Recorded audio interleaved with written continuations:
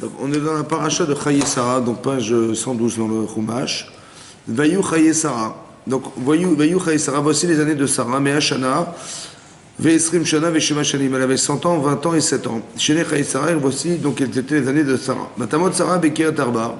Et donc, est décédée Sarah, Bekeriat Arba, donc dans la Kiria, dans la contrée de Arba. Hebron, qui était donc la ville de Hebron. Kiryat Arba, c'est Hebron, qu'on connaît, Hebron, la ville de Hebron. Beres Kenaan, dans le pays de Kenaan. Vayavo, Avram, l'Ispod, les Sarah, Velivkota.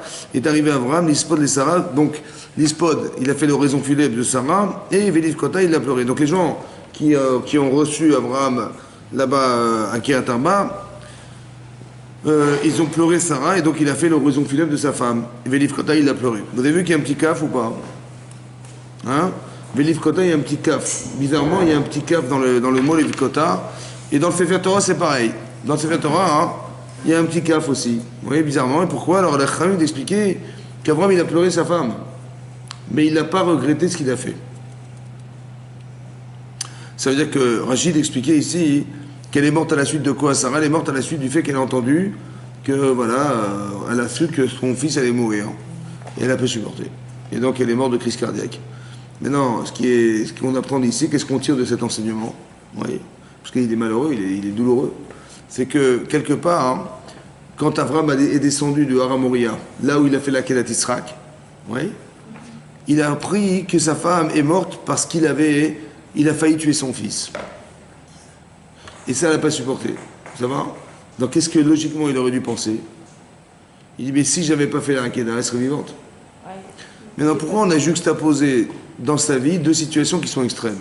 Que d'un côté, il a fait un truc incroyable, il a fait la Kedat Yitzhak, il a failli finir ça, ouais, et en descendant du Mont Moria, il apprend que sa femme est morte à cause de son acte. À cause de la mitzvah qu'il a faite, elle est morte. Ça voudrait dire quoi? Ça veut dire qu'on voudrait lui faire regretter cet acte. Ouais. Maintenant, oui, maintenant, on apprend un principe de base ici, que le Yetzer Hara, il va nous empêcher de faire des mitzvot. Et s'il a réussi, il n'a pas réussi dans sa tâche, parce qu'au finalement on a fait la mitzvah, il va essayer de s'arranger pour nous la faire regretter. Ça va? Et on a souvent expliqué que de la même manière qu'on peut regretter des avérotes, quand on regrette nos fautes, elles s'effacent. Et on a expliqué que ça veut dire quoi qu'elles s'effacent. Ouais? Pas que Hachem il a une grosse éponge et qu'il a dit ah, il a fait mitzvah, il a fait tchouva, Hazar Gobalor. Et il vient, il efface nos fautes. Non. D'effacer la faute, c'est d'effacer l'homme. L'homme. Que cet homme est effacé. Il n'existe plus, cet homme. Quand vous avez fait teshuva, ouais, vous avez regretté ce que vous étiez, vous n'êtes plus la personne. C'est ça que ça veut dire effacer les fautes. Ouais? Que lorsque vous avez décidé d'être une autre personne, alors vous avez effacé la première. L'homme qui représente la faute n'existe plus. Vous l'avez effacé, cet homme, il n'existe plus. Vous avez honte de lui. Ça va? C'est ça, effacer les fautes. N'est-ce pas? Ça, maintenant, dans la mitzvah, c'est quoi? C'est l'inverse. Ça veut dire quoi? On a effacé, on a regretté d'être la personne qui a fait la mitzvah, donc on a effacé la personne. Comme si on ne voulait plus que Avraham Avinu existe. Vous avez compris? On voulait que cet Avraham Avinu qui a fait la Kedah, il disparaisse. Qui c'est qui va effacer cet homme? C'est lui-même. Comment? Ben parce qu'il vient de perdre sa femme. Vous avez compris ou pas?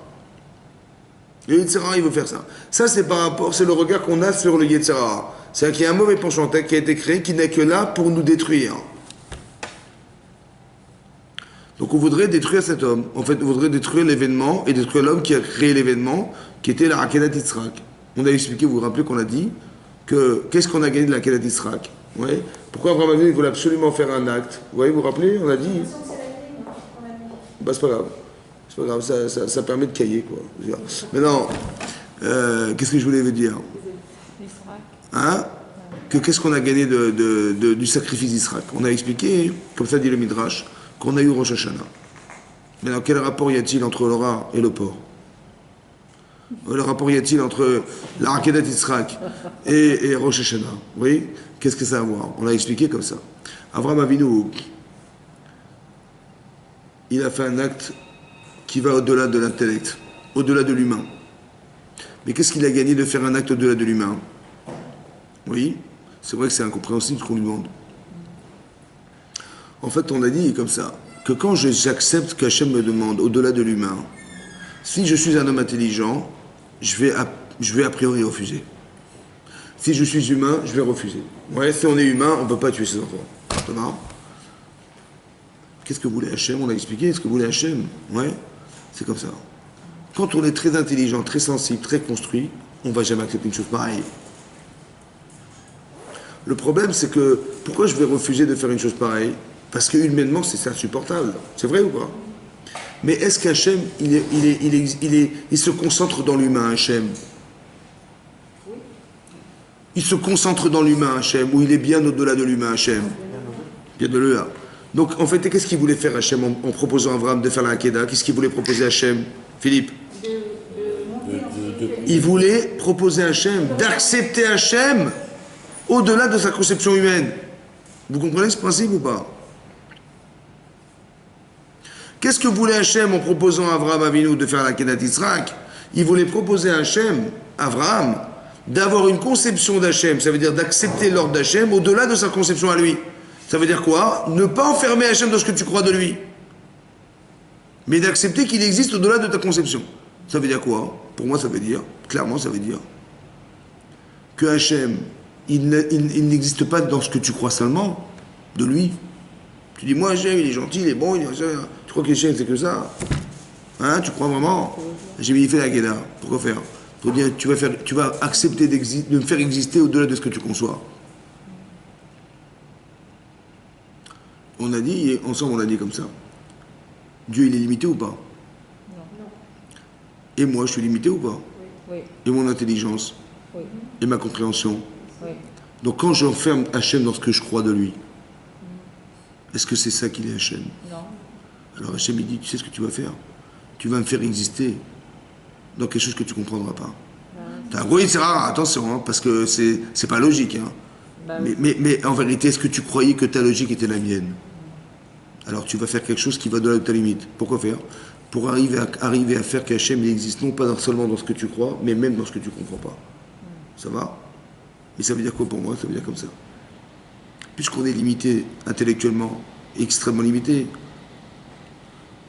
mais en vérité, Hachem, est-ce qu'il existe plus dans ce que je conçois de lui ou dans ce que je ne conçois pas de lui? Dans les deux. Hein? Hachem, il est plus là où je crois qu'il est ou là où je n'ai même pas de notion qu'il est? Il est infini, Hachem. Il est infini, Hachem. Bah, moi, qu'est-ce que j'ai une vision qui est très très limitée. Donc, est-ce qu'Hachem, il est plus, en vérité, lui, dans ce que je vois ou dans ce que je ne vois pas? Plus, mais il y a des milliards de fois plus. Alors, Hachem, il dit, c'est dommage que tu n'arrives pas à concevoir que j'existe au-delà de ce que tu conçois. C'est dommage. Alors, fais-la, Kedat Yitzhak. Mais ça n'a de sens que pour quelqu'un qui est intelligent. Parce que quelqu'un qui est bête, il va dire, bah oui, il m'a dit, je fais. Mais sans comprendre ce que ça veut dire. Vous avez compris? Il n'a pas d'épreuve, monsieur. Parce qu'il va dire, Dieu m'a dit, mais je le fais, moi, il n'y a pas de problème. Je dis, mais t'as compris? Non, j'ai rien compris, mais c'est pas grave, je le fais. Mais tu le fais bêtement, t'as pas compris, t'as pas dit de Serara, t'as pas d'enjeu, t'as rien. Donc tu n'as rien à comprendre, tu n'as rien à construire. Quand Abraham, on lui a dit stop, vous savez ce qu'il a dit, Abraham? Quand Abraham, on lui a dit stop, il a dit, mais laissez-moi faire quelque chose. Je suis venu pour rien. Vous savez ce que j'ai gagné? J'ai gagné d'arriver à concevoir qu'Hachem, il est au-delà de ma conscience. Au-delà de mes principes, au-delà de ma connaissance. Moi, j'ai compris d'ici, dit Abraham, que Abraham, il est largement au-delà de mon intelligence. Parce que de dire je ne vais pas faire, c'est que je suis plus intelligent que lui. Vous avez compris? Lui, il s'est trompé. Il m'a dit de faire un truc, il s'est trompé, Dieu. Mais non, il ne s'est pas trompé. Donc, essaie d'accepter qu'il est au-delà de ta conscience, au-delà de ton intelligence. Et fais-le exister là, au-delà de toute conception possible. Ne l'enferme pas dans ta logique, Hachem. Pourquoi? Vous savez pourquoi? Parce que quand ça correspond à ce que je veux, ça marche bien, il est super, Hachem. Et quand ça va te déranger, tout à coup, je dis non. Mais pourquoi tu dis non? Parce que je l'ai enfermé dans ma conscience. Je l'ai enfermé dans ma connaissance. C'est la source, ça. Vous avez compris ce que je veux dire? C'est ça qu'on a gagné. Maintenant, qu'est-ce qu'on a gagné de là? Écoutez bien. On a gagné comme ça. Est-ce qu'Abraham Avinu, il a été au bout du Yetzer? Ça veut dire, le Yetzer a dit, mais t'es fou, tu vas pas tuer ton fils, mais c'est n'importe quoi. Et Dieu t'a dit tuer, ça ne veut rien dire. Et Dieu t'a promis une descendance, ça n'existera pas. C'est incohérence. Donc le Yetzer, il m'attaque là-dessus. Il attaque Abraham là-dessus, vous voyez, non? Quand il dit, écoute, il n'y a rien à faire, je le fais quand même. Ça veut dire que tu as sûrement raison, humainement. Tu as raison. Mais est-ce que tu as divinement raison? Est-ce que Dieu m'a demandé de le faire? Est-ce que tu crois il a sûrement d'autres raisons que je n'ai pas compris, mais j'accepte sa raison. J'accepte de rentrer dans la Emouna. C'est ça qu'il est devenu, Abraham, oui ou non? Or, quand on lui dit stop, arrête-toi, Il a dit, mais quoi, pour rien? Ça veut dire au final, il va rien se passer? Quoi, juste intellectuellement, j'ai changé dans la tête et pas dans mes actes, et dans mon corps et pas dans ma... Je veux, laissez-moi entériner ça, laissez-moi faire quelque chose. Vous avez compris ce qu'il y a? Il est devenu un autre homme, il est devenu quel homme en fait? Il est devenu l'homme qui a démontré qu'on pouvait dire un non à son Yetzirah dans la limite impossible de ce qu'on peut imaginer. Maintenant, nous qui descendons d'Abraham, est-ce qu'on est capable un jour, à notre niveau, de dire non au Yetzirah? Nous qui descendons, Abraham il a réussi, ça va? Mais il a permis à Abraham, en acceptant de ne pas, en refusant le Yetzirah, il nous a permis à nous qui descendons de lui de refuser le Yetzirah à l'extrême. Est-ce qu'on est capable de le faire maintenant qu'on est issu d'Abraham? Est-ce qu'on est capable? Est-ce qu'on a le potentiel? On devrait le faire, oui ou non? C'est une question de quoi qu'on n'arrive pas? C'est une question de temps. Alors j'ai dit à Hachem Rosh Hashanah, laisse-moi vivre. Laisse-moi vivre pour arriver à ça. Vous savez pourquoi c'est comme ça? Parce que la logique, normalement, la logique, c'est comme ça. Tu peux atteindre l'Olam Haba, t'es contente? Tu peux atteindre l'Olam Haba par des mitzvot, t'es contente ou pas? Ouais. Alors ne te plains pas quand tu réussis pas. T'as fait d'Averot, tu assumes. C'est comme ça que ça aurait dû être. Comment ça se fait quand on a gagné là-bas, on dit merci beaucoup Hachem, et quand on a refusé, et quand on a perdu, on dit je t'en prie Hachem, laisse-moi une chance, mais assume. Tu fais des mitzvot, tu l'atteins, tu l'assumes pas, et tu assumes quand tu l'as raté. Tu assumes ou pas? Pourquoi tu dis non, j'ai raté, non, je t'en prie, laisse-moi vite, efface mes fautes. T'as raté, c'est fini, on arrête là. Comment ça se fait qu'Hachem il donne du crédit, comment ça se fait? Tu sais pourquoi? Parce qu'Avram il a prouvé qu'on peut y arriver. Avram il a prouvé qu'on peut y arriver. Donc ça veut dire que si j'ai raté, c'est un accident. Parce que je peux y arriver. Alors laisse-moi le temps d'y arriver. C'est ça Rosh Hashanah, vous avez compris?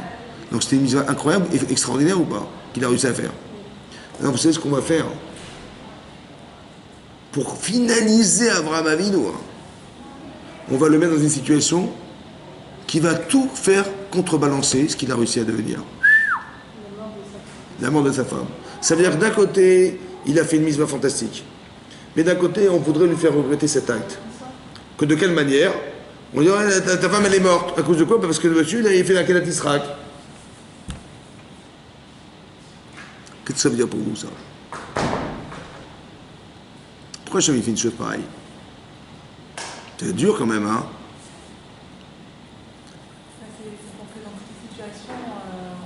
Qu'est-ce qu'on a gagné de plus de vouloir faire regretter Abraham? De plus que ce qu'il a réussi à faire, c'est énorme ce qu'il a fait quand même. Hein. Qu'est-ce qu'on voudrait réaliser de plus en lui faisant regretter, qui va dire non sans regret, comme il l'a dit là? Qu'est-ce qu'il va gagner de plus, à votre avis? Il n'est pas pire que la mort, mais comme il ne regrette pas, donc ça veut dire que c'est quelque chose qu'il accepte. Qu'est-ce qui manque? Qu'est-ce qui pourrait manquer? Vous avez compris ma question? Il ne faut pas prendre l'exemple de Abraham Avinu. Même tous les jours, nous aussi, on nous fait faire des choses pareilles. Vous faites des mitzvot, ouais, vous faites des mitzvot, et à cause de la mitzvah que vous avez faite, eh ben vous avez raté 10 000 euros. Mais qu'est-ce que j'étais bête, j'aurais pu gagner 10 000 euros pour une mitzvah qui dure 5 secondes, j'ai perdu 10 000 euros, puis 100 000 euros. Ouais, on voudrait nous faire regretter les mitzvot. Mais plus on va perdre, plus quoi? Plus qu'on risque de perdre, d'avoir perdu de l'argent ou des choses à cause de la mitzvah, plus la mitzvah était grande. Razak. Vous avez vu? Il a perdu sa femme. C'est énorme. Oui ou non? Il aimait sa femme? Mais bien sûr qu'il aimait sa femme. Tout ce qu'il a vraiment, c'est sa femme. D'où je sais que c'est tout. Tout, c'est sa femme. Tout ce qu'il est, c'est sa femme. D'où vous savez?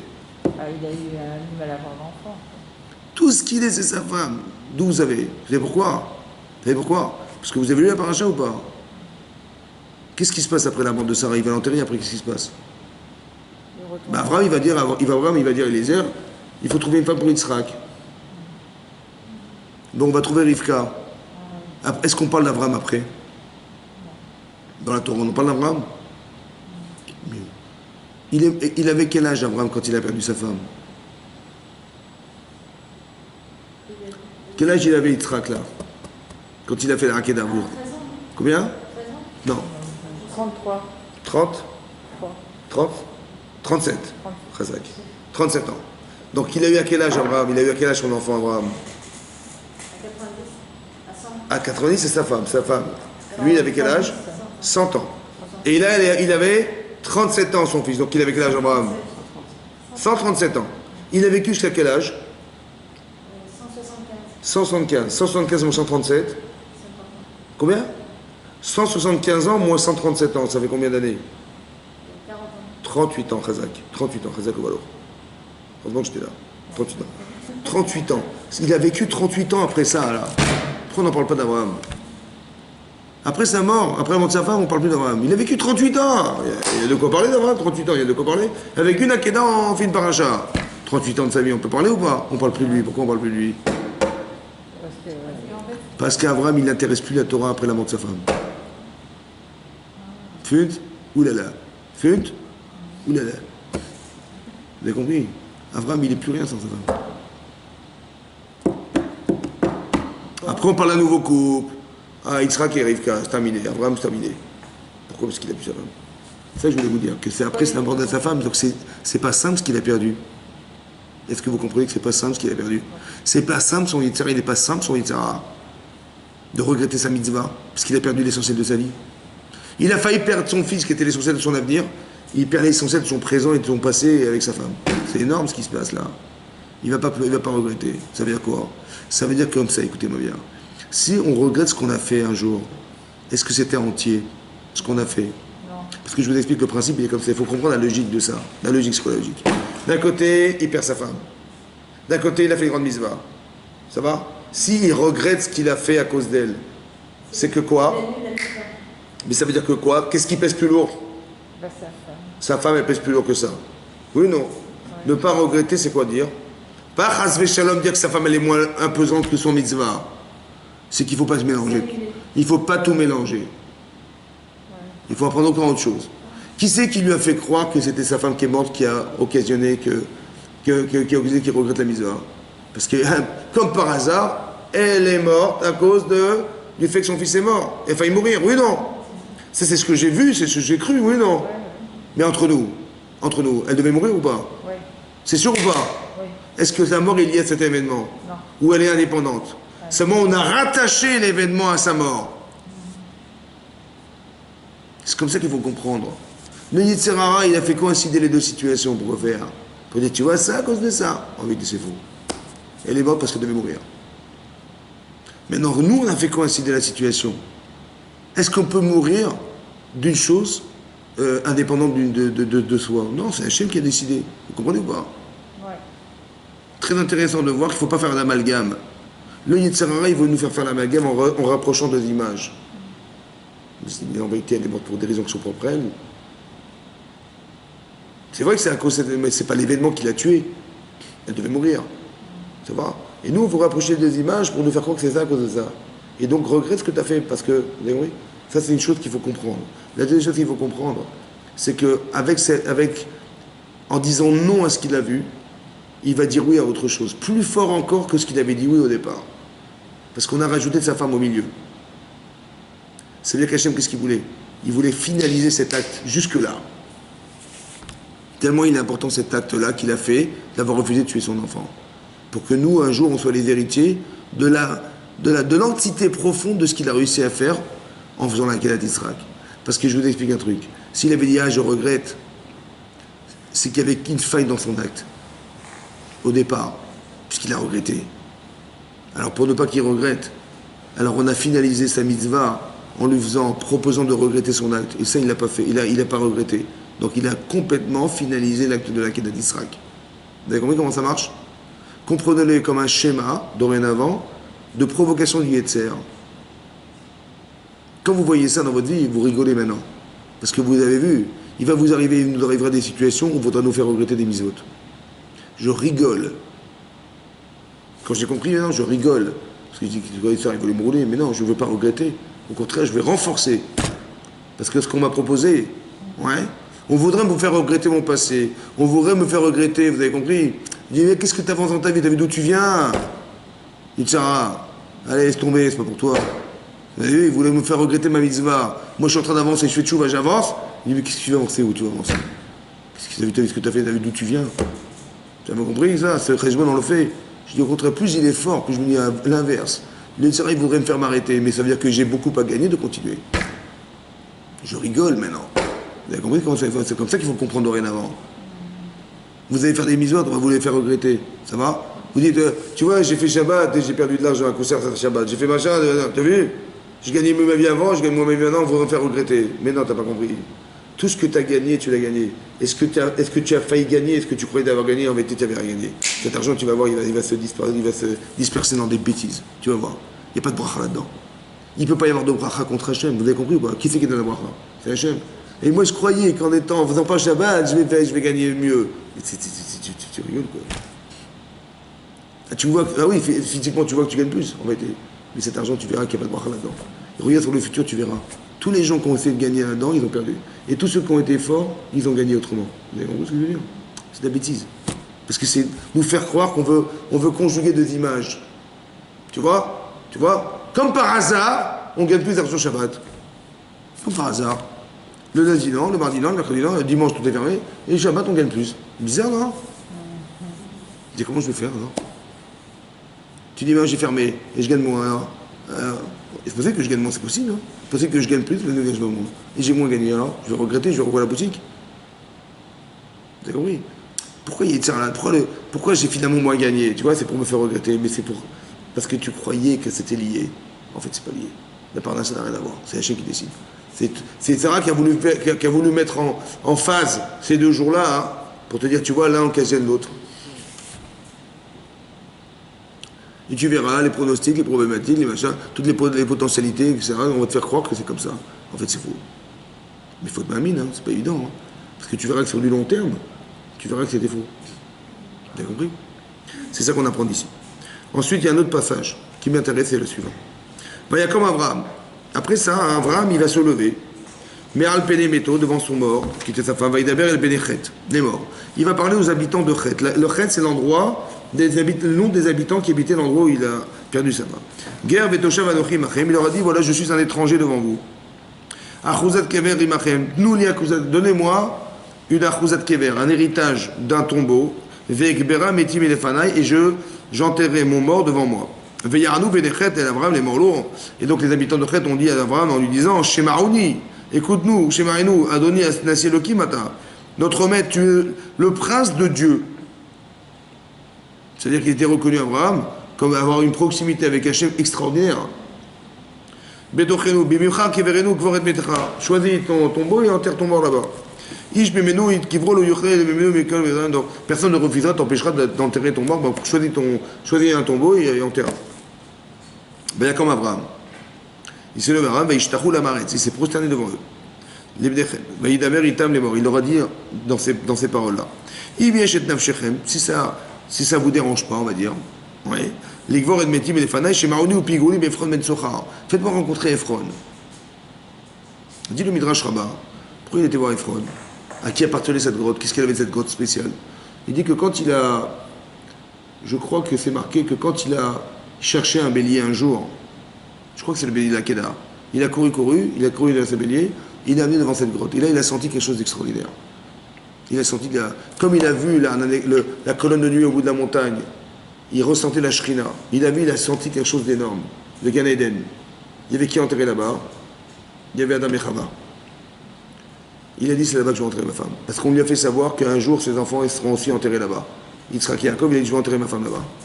Et donc, il a dit, quelqu'un a passé à cette grotte, on lui a dit à Ephron. Il a dit, présentez-moi cet homme. Et donc, on lui a présenté Ephron. Il dit qu'il me donne cette grotte et je la payerai, Bekesef Malé, avec de l'argent plein, c'est-à-dire une bonne somme. Et qu'il me la vende en tant que Achuzat Kever, en tant qu'héritage à jamais de Kever. En de nouveau, on dit, voilà, il s'est présenté devant les habitants de Chet, il a dit aux oreilles des habitants de Chet, on nous répète, les habitants de Chet, il a dit aux oreilles des habitants de Chet, pourquoi nous répéter ça? Pourquoi devant les habitants de Chet? Qu'est-ce que ça nous intéresse de savoir qu'ils étaient là? Il a dit comme ça, Lo Adoni Shemaini Asadi Natatilach. Il dit, non, il a dit devant tout le monde, le champ, je te donne. Amara Sherbo Lechad Natia, et la grotte qui s'y trouve, dans ce champ, je te donne aussi. Les Nekolami, Benami, aux yeux de tous les habitants de la ville, Natatia Lechad Vormetecha. Il dit, va enterrer ton mort, voilà, devant tout le monde, je dis, je te donne. Devant tout le monde, voilà, tout le monde est témoin, je te donne. Pourquoi il a besoin de faire devant tout le monde? Va Ishtachu Abraham Lifnei Amaretz. Et donc il s'est prosterné Abraham devant le peuple de cette terre. Vaïdaber el Ephron, et il a dit à Ephron, Be'ozne bene Amaretz, aux oreilles des gens de ce peuple, les morts, Ach imatalou shemaini, si tu pouvais m'entendre, Natati que c'est façadé, je te donne l'argent de ce champ, Carmimini, prends de moi. Avec Bera et Meti Shamaï, j'enterrai mon mort là-bas. Donc il a dit, je veux pas que tu me la donnes, je veux l'acheter. Vayaran Ephron, il a répondu Ephron, et Avram les morlots, en lui disant, il a répondu Ephron en lui disant, Adoni, mon maître, Shemaïni, écoute-moi, Eretz, Arba Meot Shekel Kesef, Arba Meot Shekel Kesef, 400 Kesef pour cette terre-là, béni ou bencha, entre riches, entre toi et moi, entre riches. Maï, qu'est-ce que c'est? Non, franchement, 400 shekels. 400 shekels, c'est 400 000 euros, quoi. 400 000 euros, entre toi et moi, franchement. Hein? Et prends et mettez un qui va enterrer ton mort. Devant tous les gens de Ched, il a dit ça. Vaishma, Abraham et Ephron. Donc Abraham, il a écouté Ephron. Vaishkol, Kesef, il a pris l'argent, il a posé l'argent. L'Ephron est à Kesef, Asher Dibé Bosné Benchet, Arba Meot Shekel Kesef, Over la Socher. Il a donné Over la Socher, une monnaie Over la Socher, qui était utilisée par des commerçants. Ça veut dire pas une monnaie de l'endroit où il vivait, des Benchet, mais commerciale, internationale. Ah ouais. Il n'a pas donné ce qu'il a demandé, il a donné plus que ce qu'il a dit. D'accord, mais c'était Ephron, etc.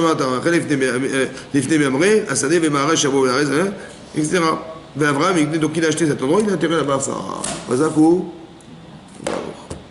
Bon, moi ce qui m'intéresse, c'est pourquoi après la Akedat Yitzhak, après la mort de sa femme, on parle d'enterrer sa femme. C'est quoi cette discussion avec Ephron? Qu'est-ce qu'on apprend de là? Pourquoi on Hein? parle d'argent? On parle d'argent, est-ce que c'est joli ça? Ouais. Bon. C'est quoi l'idée de Ephron? Parce que c'est marrant, parce que Rachid nous dit que Ephron, comment on écrit Ephron? Aïn, Pe, Resh, Vav, Nun. Mais là-bas, il y a marqué Ephron sans Vav. À la fin, hein, c'est marqué Ephron sans Vav. Ephron sans Vav, ça fait Afran. C'est quoi Afar? C'est quoi du Afar? La poussière. La poussière. Il y a marqué dans le Torah, il y a de la poussière. C'était pas Ephron, c'est de la poussière. C'est d'accord. On le regarde comme de la poussière, Ephron. Pourquoi? Parce que c'est un manipulateur. En vérité, qu'est-ce qu'il a fait? Il a vu Abraham arriver. D'accord? Il dit, il m'a acheté la terre. Il connaissait exactement Abraham. Il savait exactement que c'était un tzaddik, c'était un homme de valeur, un homme qui a des valeurs profondes, évidemment. Donc il dit, ce que je vais faire, je vais lui dire que je lui donne. Évidemment, Abraham, il va refuser. Et comme il va refuser, devant tout le monde, je vais lui dire, écoute, ça va te coûter 400 shekels.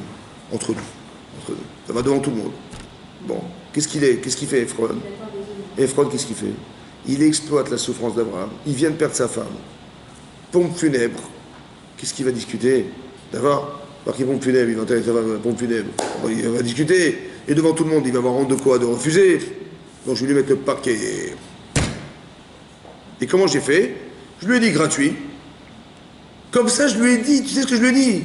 Moi, Ephron, je lui ai dit que tu vois ce que j'aurais voulu te donner, 400 shekels. J'étais prêt à te donner 400 000 euros, alors je suis pas gentil, je suis pas un honnête homme. Manipulateur de souffrance.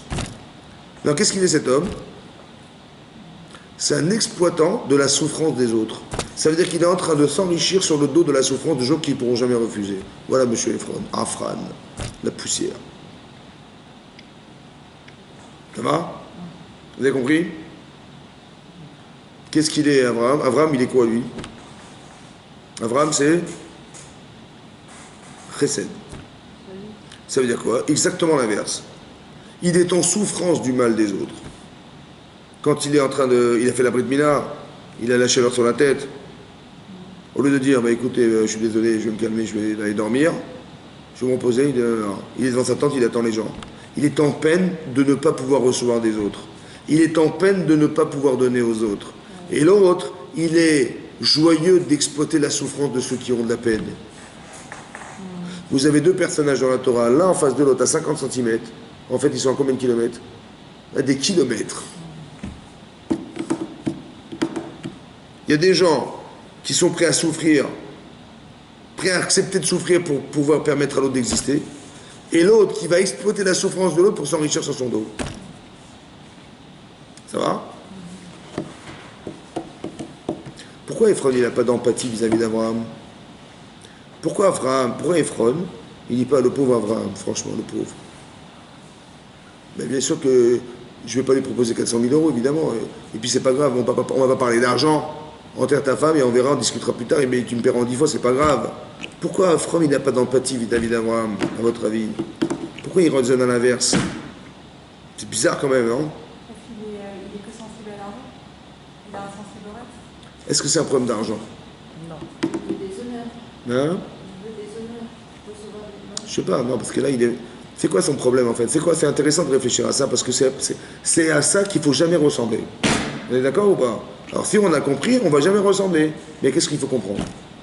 Comment ça se fait qu'Abraham, Ephron, au lieu de dire le pauvre Abraham, le pauvre et tout ça, il se met à la place d'Abraham? Il exploite Abraham, vous avez compris? Il fait l'inverse. Il exploite sa souffrance. Il sait qu'il est dans une détresse énorme, qu'il ne va pas pouvoir réfléchir, qu'il ne pourra pas refuser. Et en plus, je lui mets la pression devant tout le monde. Et il ne va pas refuser. Vous avez compris ce qu'il fait? Ephron, c'est un manipulateur. Vous avez compris ça? Mais il y a des gens comme ça. Mais pourquoi? Mais comment ça se fait qu'il est comme ça? Pourquoi pas l'inverse? Dans le pauvre Abraham, mais bien sûr, mais je suis avec toi à 100%, je oublie l'argent, oublie tout. Enterre ton mort et après on discutera, c'est pas grave, il n'y a rien. Il n'est pas dans l'empathie d'Abraham, il est dans l'exploitation d'Abraham. Il est que dans son propre intérêt. Il y a des gens, il fait une philosophie, ça. Matérialiste. C'est une philosophie de vie. Il y a des gens, ils vont d'Afka aller chercher les proies comme ça pour gagner leur vie. C'est une façon de réfléchir. Malheureusement. Vous avez compris? Abraham, il a fait l'inverse. Nous, on doit être les Talmidim d'Abraham Avinu. Pas les Talmidim de Korach et de Ephron et de machin. C'est quoi un Talmid? C'est qui une école? Vous savez, il y a des écoles, on apprend à l'école.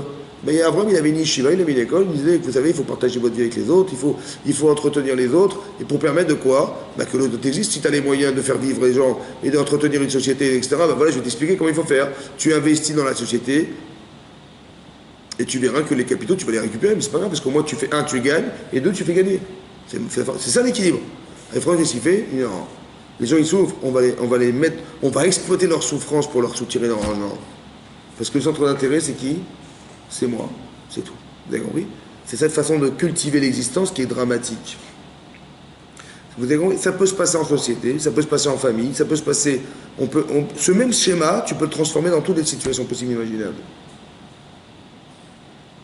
Ce schéma-là, il est dramatique. En couple, avec nos enfants, avec le travail, avec nos employés, dans la société, en politique, tout ce que vous voulez, c'est le même schéma, c'est toujours le même. Est-ce que le centre d'intérêt c'est toi et tu exploites une souffrance pour pouvoir... Tu exploites la bêtise des gens, tu exploites la pauvreté des gens, tu exploites, vous avez compris? Tout ce qui est vide, tu exploites pour gagner ton pain avec, tu vois? Ou bien, hein, c'est l'inverse. Ta souffrance, c'est la souffrance des autres. Ta souffrance, c'est le manque des autres. Tu as deux façons de cultiver ça. Mais est-ce qu'Abraham Avinu, qui est un grand Baal Chesed, il n'a pas compris le schéma de Ephron? Mettez-vous à la place d'Abraham. Je vous explique un truc. Abraham, il va se mettre devant sa tente, alors qu'il a fait la Brit Mila, alors qu'il fait chaud, il dit, où sont les gens? Où sont les gens? Il est en peine de ne pas recevoir. Un homme comme ça, quand il entend Ephron lui dire, allez, je te donne, allez, machin, il a pu faire lui 400 shekels, il n'a pas compris il n'a pas compris, Abraham, vous croyez qu'il est bête ou quoi? En plus, devant tous les bnéchet. Qu'est-ce que vous auriez fait à la place d'Abraham? Hein? Ben non, il est en avec sa femme. Il m'a dit 400 shekels, il m'a dit zéro. Moi, on est Abraham, c'est important, on est Abraham, on s'intéresse, on est le personnage d'Abraham. Mettez-vous à la place d'Abraham. Pourquoi je vous dis ça? Parce que demain, il peut nous arriver un truc pareil. Alors mettez-vous à la place d'Abraham. Moi, je suis Abraham, voilà, j'arrive, Tim, il me dit, voilà, je te donne la terre. Ok, la grotte, elle est à toi, il n'y a pas de problème. Je dis, merci beaucoup, c'est gentil, mais je veux l'acheter. Il me dit, bah, tu veux l'acheter? T'es sûr, hein? Ouais, 400 shekels, 400 000 euros. Entre nous, franchement, 400 000 euros, mais tu sais ce que ça vaut? Oui, mais quand il arrive, il va jamais accepter gratuitement parce que c'est... Très bien. Il ne peut pas négocier?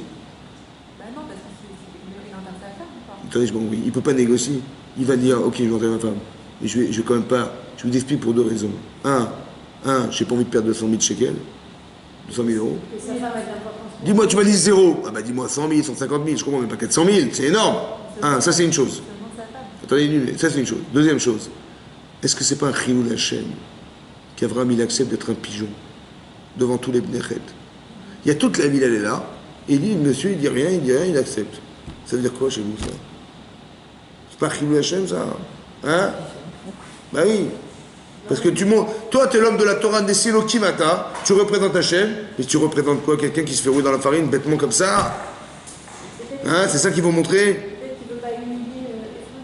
Comment? Peut-être qu'il ne veut pas humilier Ephron en refusant. Mais prends-le à part. Mais dis-lui, attends, mais qu'est-ce que tu fabriques là? Tu veux quoi que. Tu veux quoi? Tu crois que tu veux me faire avoir? Le premier réflexe, c'est de dire, attends, tu m'as pris pour qui? C'est vrai ou pas? Tu m'as dit 0 et après tout à coup tu me dis 400. Il y a un petit problème, fais-moi 50-50, je sais pas, fais quelque chose, mais on devrait réagir, non? Est-ce qu'il n'y a pas un Yetzirara qui vient s'introduire en lui disant, tu m'as pris pour un idiot ou pas? Et devant tout le monde, t'as fait ça, t'es pas un grand manipulateur, t'as pas honte?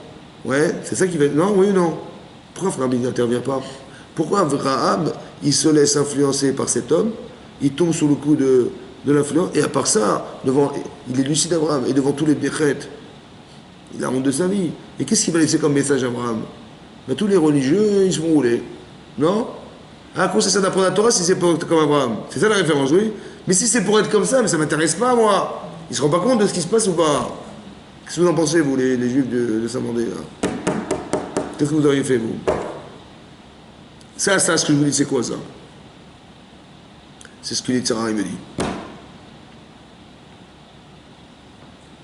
Parce que j'ai des repères quand même. Je sais ce que ça veut dire. Mais pourquoi Hachem me met une tension pareille? C'est qui a créé cette situation? Qu'est-ce qu'il veut Hachem? Hein? Qu'est-ce qu'il veut Hachem? Bah, Dites-moi. qu'on se dépasse. Il dépasse quoi? Il faut être bête? Non, mais qu'on se dépasse, qu'on dépasse nos limites. Mais quelle limite? Là, on vous rend ridicule devant les gens. Vous allez vous laisser faire? C'est ça qui s'est dit, tu vas te laisser faire? Allez, mais dis-lui en pleine figure, mais t'es un escroc! En même temps, il veut faire le maximum pour sa femme, donc il ne discute pas et il ne doit pas discuter. Mais comment vous le comprenez ça? C'est quoi la logique de ça? Comment vous comprenez ça, vous? Il faut comprendre ce qui se passe ici, là. On est en train de vous expliquer un escroc qui est en face de vous et de vous fermer les yeux. Mais non, mais vous ne laissez pas faire, hein? Non? Abraham, en plus, il donne ouvert la Sochréa et monsieur, il a des dollars. Allez, vas-y. Hein, qu'est-ce que vous en pensez, les juifs? Philippe, qu'est-ce que tu en penses, toi? T'as rien à dire? Bah, tu as raison. Alors, qu'est-ce qu'on fait alors? Parce que lui, On va essayer d'extrapoler un petit peu, on va essayer de réfléchir à tout ça. Ouais? C'est quoi l'enjeu? C'est quoi l'enjeu? Soit, je lui dis, mais ça va pas ou quoi? Tu m'as pris pour un pigeon? Ouais? Donc c'est d'un côté c'est la honte de ma vie, parce que tu voulais me faire honte devant tout le monde, soi-disant je suis rien et je comprends rien et machin, et tu voulais me manipuler, tu crois que je suis dupe, donc tu voulais me faire la honte. Tu vas voir ce que je vais te faire. C'est comme ça, c'est façon de penser. D'un côté, c'est quoi le truc? C'est d'un côté, l'enjeu c'est quoi? Il vient de perdre sa femme, il doit l'enterrer. C'est une mitzvah ou c'est une avéra de l'enterrer? Mais c'est le dernier instant qu'il a eu avec elle, hein. Je ne sais pas si vous vous rendez compte. Mais non. D'un côté, c'est quoi respecter sa femme ici? De ne pas abîmer la mitzvah, Laquelle? de l'enterrer. C'est-à-dire, si derrière à la racine il y a la colère et tout, ça abîme la mitzvah. Alors, Ben, c'est-à-dire que ça abîme quoi? il se retire, ben, Ça abîme quoi? Que ça abîme quoi? Il va s'énerver, il va le remettre en place, il va payer moins cher, il va l'enterrer. Qu'est-ce qu'il y a? son âme, la valeur. Il est où le problème? Mais il n'a qu'à lui dire, écoute, tu prends pour qui? Ouais? Tu m'as pris pour qui? Moi, je te paye 150 shekels et j'enterre ma femme et c'est terminé. Et vous n'avez pas honte de parler comme ça? Vous n'avez pas honte de manipuler les gens? Il fait la morale, non? Non? Il enterre sa femme, qu'est-ce qu'il y a? Non? ah oui. Alors c'est quoi le problème? Vous savez c'est quoi le problème? Il va payer moins cher. Il va gagner de l'argent. Il va le remettre en place. Il a coupé le lien. Psst. Le Yetzirara, il voudrait lui faire regretter ce qu'il a fait. Vous avez compris ce que ça veut dire? C'est le même principe. Il faut rester dans la mitzvah, dans votre tête, il faut rester dans la mitzvah. C'est quoi la mitzvah? La mitzvah, c'est le lien que j'ai avec elle. C'est ça la mitzvah. Qu'est-ce qu'il veut faire le Yetzirah? Il veut me couper le lien. Bien sûr qu'il va l'enterrer. Mais c'est plus la même chose. Parce qu'il a coupé. Vous avez compris? Il a négocié. C'est quoi la négociation en vérité quand vous réfléchissez? C'est quoi la négociation? Pourquoi il négocie? Parce que la négociation, c'est le prix de combien coûte le tarif de l'enterrement de sa femme. C'est pas un problème de tarif en fait. C'est si j'ai coupé, c'est que j'avais une chose plus importante que l'enterrement. Combien je vais gagner, combien je vais perdre, c'est plus important que ce que tu vis, mais c'est pas possible. Vous avez compris comment il faut être lucide? Tu fais une mitzvah, combien coûte cette mitzvah? C'est une mitzvah ou pas? Et combien elle coûte? Mais elle va avoir le prix de quoi? Ben, le prix de ce que tu as estimé perdre. Et puis moi, j'avais de la vie, moi.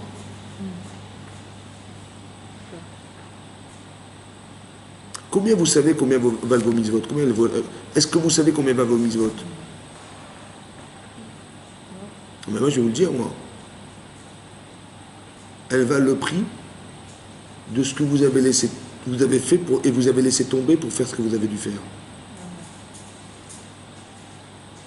Le prix de la mitzvah, c'est j'ai laissé tomber la mitzvah pour quelque chose d'autre. Ben, le prix de la mitzvah, c'est le prix de la différence qui existe entre l'estimation que vous avez eue des choses que vous aviez gagnées contre la mitzvah que vous avez perdue. C'est ça le prix de la mitzvah. Est-ce que ça c'est infini ça? Ouais. Ben non. La mitzvah que vous avez faite, si quelqu'un par exemple il a regretté d'avoir fait la mitzvah, c'est-à-dire que ce qu'il a perdu valait plus que la mitzvah. Est-ce que vous comprenez ce principe? C'est ça le prix des mitzvot. On dit on espère l'olam haba. Combien ça mesure l'olam haba? Mais c'est vraiment infini? Ou non, c'est concentré sur ce que vous avez gagné, ce que vous allez perdre. J'ai dit non, laisse tomber la mitzvah, je ne laisse pas. Par exemple, il va négocier Abraham. Bon, il a gagné 200 shekels, ça va? Mais sa femme, elle vous manque de 200 shekels. C'est pas seulement ça. C'est que Sarah, quand il est rentré dans le business de perdre ou de gagner de l'argent, il s'est coupé, il a coupé le fil qu'il avait lié avec sa femme pour l'enterrer. Ce lien, il a coupé, c'est fini. Maintenant, il va l'enterrer physiquement. Et quelque part, c'est révélateur que le lien qu'il avait, il l'a perdu. C'est ça qu'il voulait faire lier de Sarah. C'est pas seulement un problème d'estimation, mais c'est aller où ta tête. Vous avez compris? Et Sarah, il voulait l'embrouiller en réalité. Cette histoire-là, c'est une manière que Abraham, il arrive à dire non et dire oui à autre chose.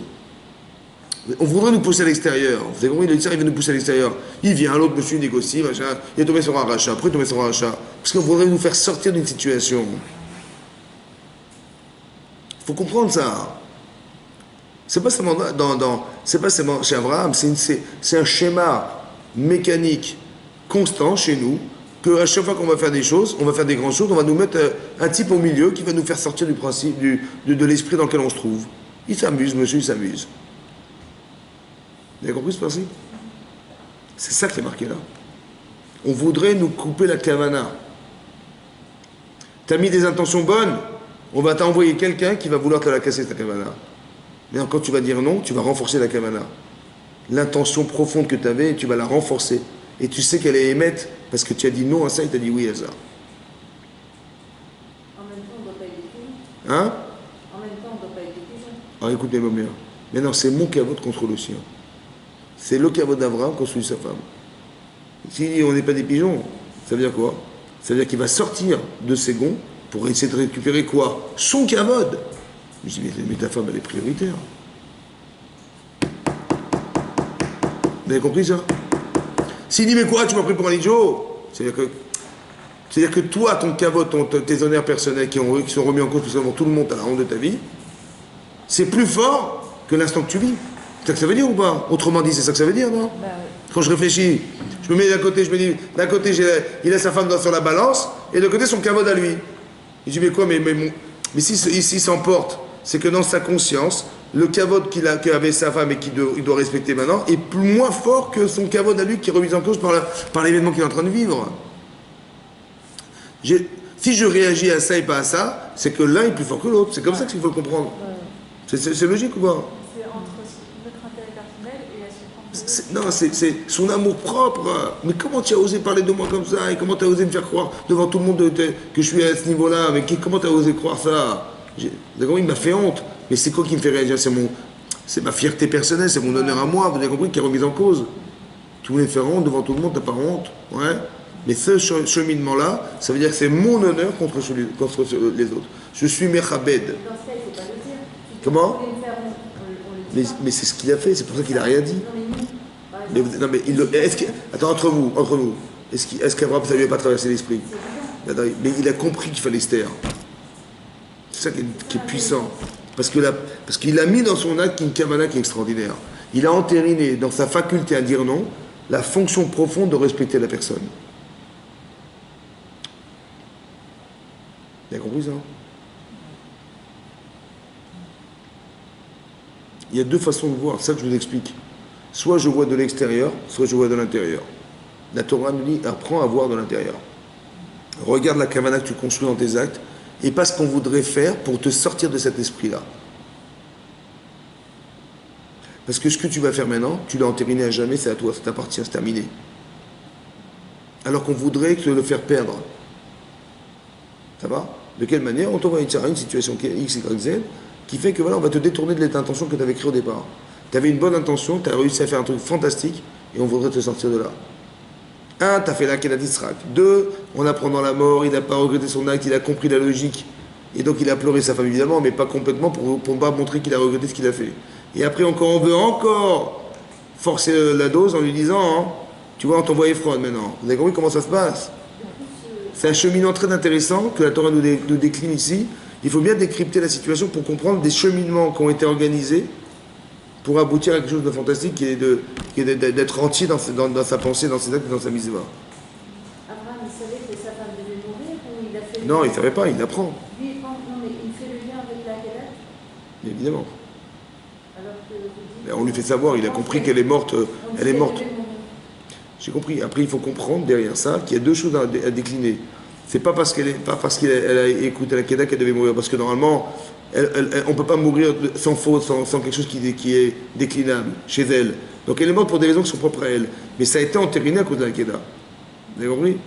Mais c'est une manipulation intellectuelle que de rapprocher des événements pour vous faire regretter Abraham. Vous avez compris comment ça marche? Et s'il n'a pas de regret, c'est d'une part parce qu'il a fait la mitzvah, et d'autre part... Ça veut dire que la misva est plus forte que l'image qu'on voudrait lui faire croire. C'est ça que je vous explique.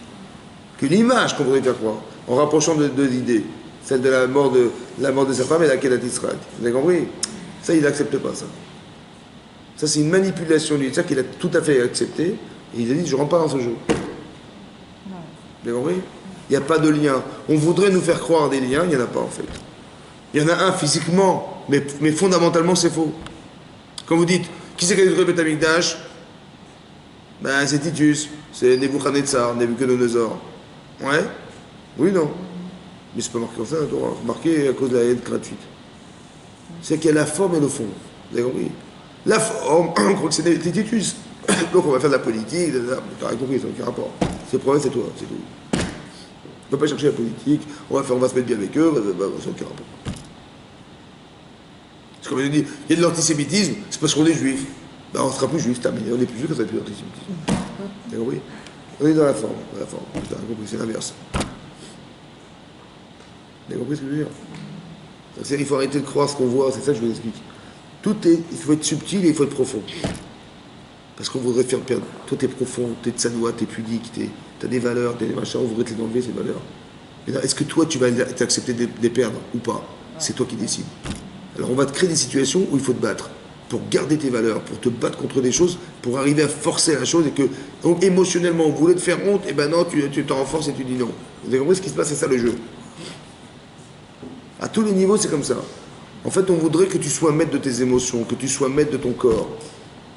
Parce qu'on veut te faire la honte devant tout le monde, on veut te rendre ridicule, on veut te rabaisser, on veut te... Et toi, tu es maître, tu dis, je ne rentre pas dans ce jeu. C'est ça qui est marqué là.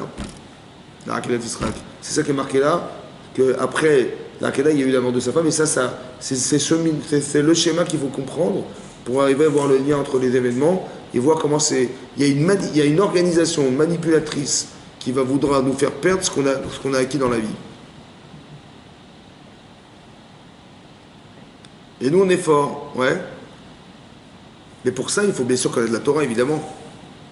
Quand tu connais la Torah, tu sais où est l'essentiel, où est ta misva, ou dans quoi tu dois agir dans ta vie, et qu'on va tout organiser derrière pour que tu le perdes, là tu comprends. Mais si tu n'es pas au courant de ce qu'il faut faire, bah, tu ne sauras jamais ce que tu vas gagner, ce que tu vas perdre, évidemment, c'est comme ça. Vous avez compris? Donc on a deux personnages. Un, il s'appelle Ephron, et l'autre, il s'appelle Abraham. Un en face de l'autre. L'Agma dans Souka, elle dit là-bas comme ça. Un jour, à la fin des temps, on va faire la shrita du Yetzirah. Ça veut dire qu'on n'aura plus envie de faire des avérotes. Il n'y aura plus quelque chose qui va nous pousser, il n'y aura plus de mort possible. Il n'y aura plus, comment vous dire, de tendance négative chez la personne qui va être réveillée par un Yetzer, il n'y aura plus de Yetzer. On fait la shrita. L'Agma dit, les tzadikim, ils vont pleurer à ce moment-là, et les Rechem, ils vont pleurer à ce moment-là.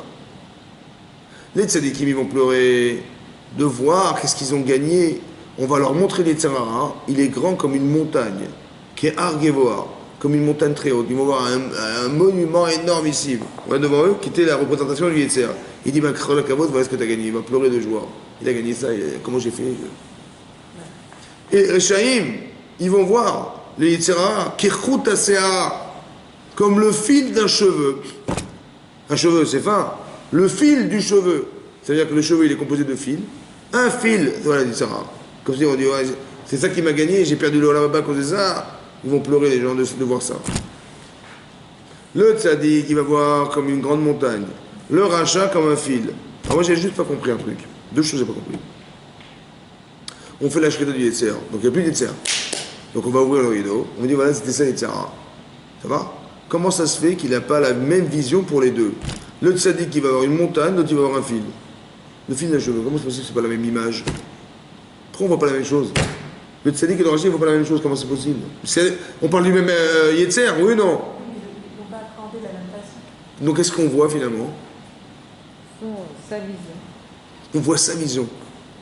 Ça veut dire qu'après la chute de Yetzer, on va rester les mêmes. Et la vision du Yetzer, elle est la même. Pour chacun. Maintenant, expliquez-moi une chose. Pourquoi le rachat, il va voir le Yetzirah comme un fil d'un cheveu? Là, ici, Ephron, on parle d'Ephron, voilà, exemple. Vous avez Ephron Abraham. Oui? Ephron, il a le Yetzirah ou pas? Il est petit ou il est gros? Petit, Pourquoi il est petit? comme le fil d'un cheveu. Ben, je sais pas, il manipule Abraham, il veut lui soutirer de l'argent, il utilise sa souffrance personnelle, il exploite un homme qui est désemparé, il fait ça devant tout le monde. Il y a du Yetzirah là-dedans ou pas? Et à l'Espagne, c'est le. Est-ce qu'il y a du Yetzirah ou pas? Oui, oui. Il est petit ou il est gros? Gros. Yetzirah, fat. Yetzirah, fat, c'est quoi fat? Épais. Yetzirah, fat. Avec le turban. Yetzirah, fat. Ah, B, C, D. C'est ça. Donc il est gros, Yetzirah ou pas? Est-ce qu'il est gros ou pas? Après la Gemara dit qu'il est petit. Parce que non, il n'est pas gros du tout, justement. Ah, c'est ça. Parce que le Yetzirah, normalement, c'est pour nous confronter, donc il faire évoluer, mais si le rachat n'est pas évolué, du coup, les femmes ne vont pas se confronter à lui. Et il se confronte. Hein. Il le manipule carrément, Yetzirah. Il l'utilise bien, bien, bien. Non? En quoi il est petit, le Yetzirah? C'est pourquoi il est tout fin, tout fin, tout fin. On va dire l'inverse, Abraham, il va le voir comme énorme, le Yetzirah ou pas? Il est où, où est-ce qu'il est énorme, le Yetzirah? Ça va à l'encontre de sa nature à chaque fois. Très bien. Ça veut dire quoi? Il dit, mais t'es un escroc. Abraham, qui est un homme honnête, un homme qui va donner sa vie pour les autres. Quand il voit un homme qui fait l'inverse de ce qu'il lui propose, de ce qu'il est, quand vous voyez des gens malhonnêtes devant vous, ça vous dégoûte? Ça va? Oui, non. Des escrocs, des gens, ils volent des gens, ils tapent des vieilles, machin, c'est honteux. ouais. Oui, non. Ouais. Vous avez un Yetzirah de leur dire, mais vous n'êtes pas honte. Oui? Mais non, quand il voit ça, Abraham, il ne peut pas réagir parce qu'il sait qu'il va enterrer sa femme. Il a un Yetzirah de lui dire, alors arrête de manipuler, arrête de faire la honte devant tout le monde. Il a un Yetzirah ou pas? Il est petit ou il est gros celui-là? Il est énorme. Oui, non. Donc c'est quoi le Yetzirah de Ephron?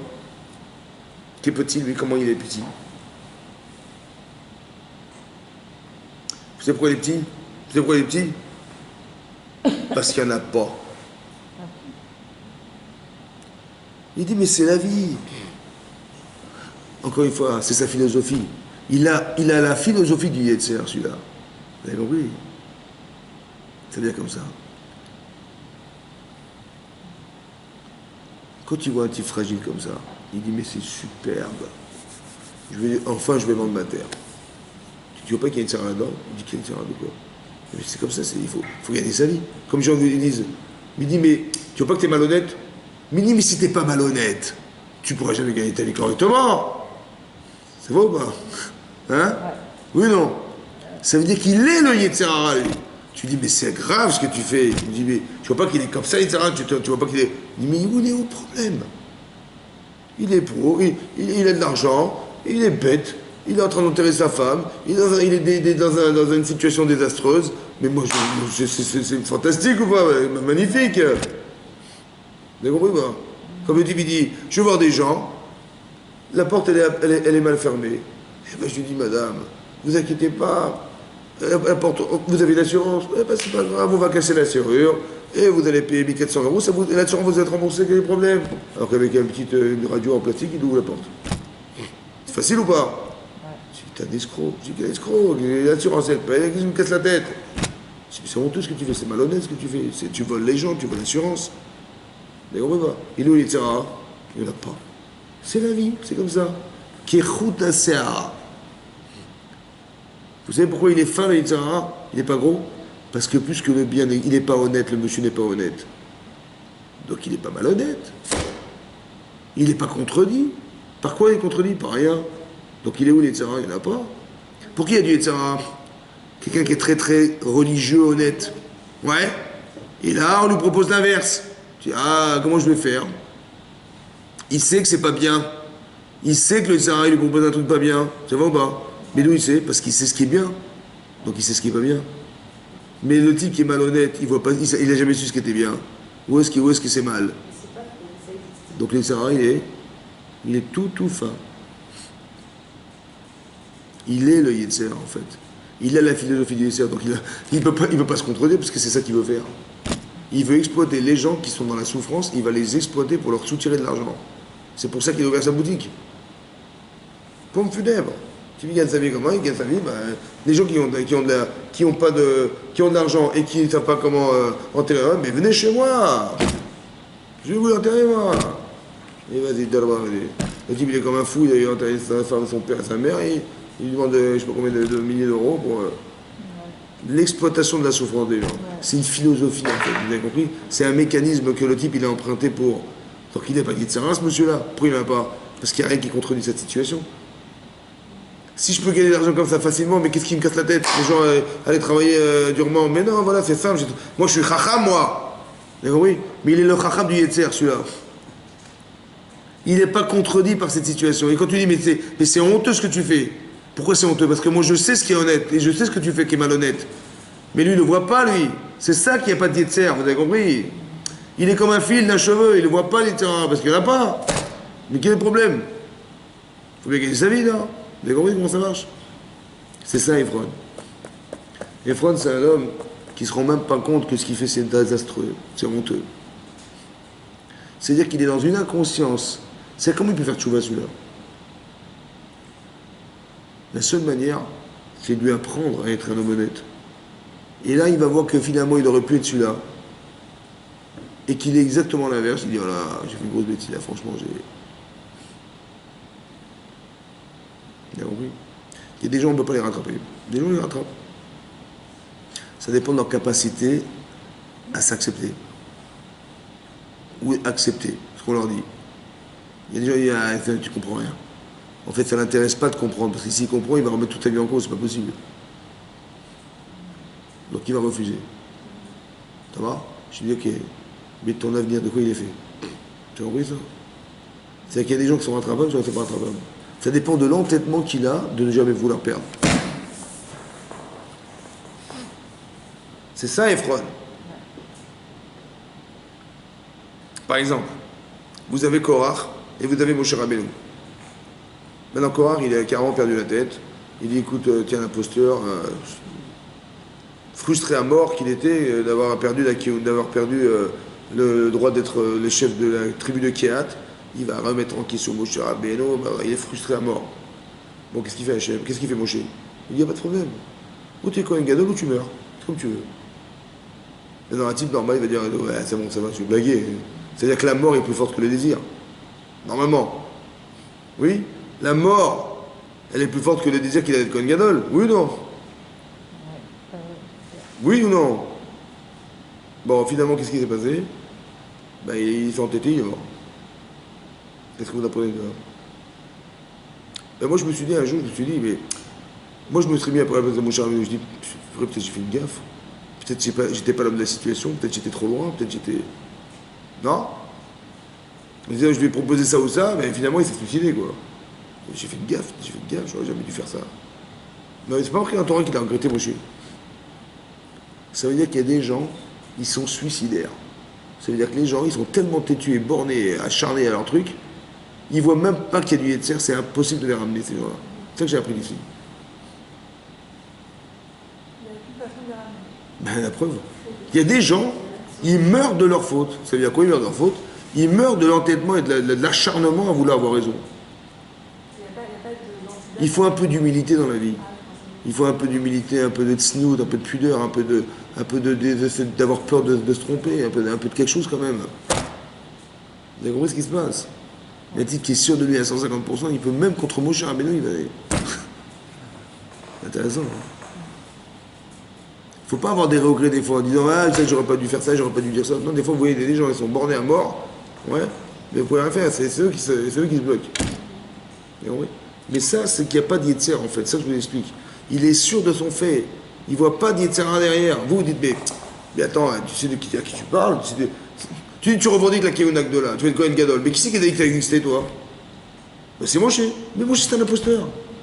Alors, comment tu écoutes quoi? Vous avez compris quoi? Il se prend la queue. Mais il ne rentre pas dans cette logique. Parce que ça le remet en cause. Ça veut dire qu'on peut être complètement incohérent parce qu'on a désiré quelque chose qu'on ne pourrait jamais enlever, quoi. Vous avez compris? C'est pareil. Le type il dit mais je ne veux pas casser la tête à gagner ma vie en allant travailler comme tout. Non, voilà, j'exploite la souffrance des gens et de toute façon ils vont payer, et ils vont jamais refuser, c'est simple. Il est chacham, monsieur, il est chacham, mais dans la méchanceté, dans la comment dire, dans la cruauté. Vous avez compris ce que je veux dire? C'est moche. Vous avez compris? Chazak ou Baruch, nous il faut faire l'inverse, nous. Voilà.